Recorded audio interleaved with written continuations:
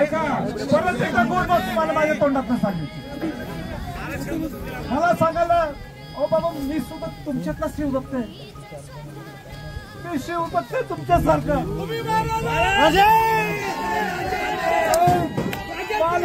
मला सुद्धा या शिवाजी महाराजांनी ज्या शिवाजी महाराजांसाठी या विशाळगडनी रक्षण केलं,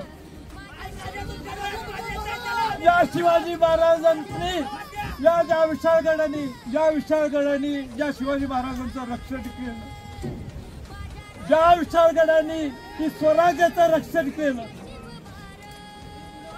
या विशाळगडावर छत्रपती शिवाजी महाराज, राजाराम महाराज,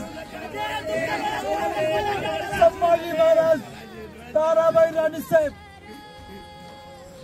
यांचं वास्तव्य होतं. आपली राजधानी राजगड, जिंजी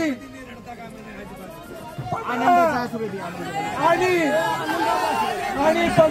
आपली विशाळगड आपली राजधानी.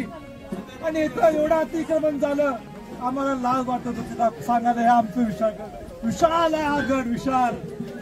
पण आज तुमच्या ताकदीमुळं नाही ना डोळ्यात पाणी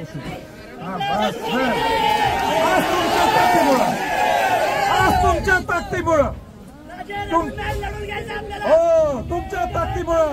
तुमच्या ताकदीमुळं आज सरकारने निर्णय घेतला आणि सरकारला निर्णय तुम्ही घ्यायला लावला.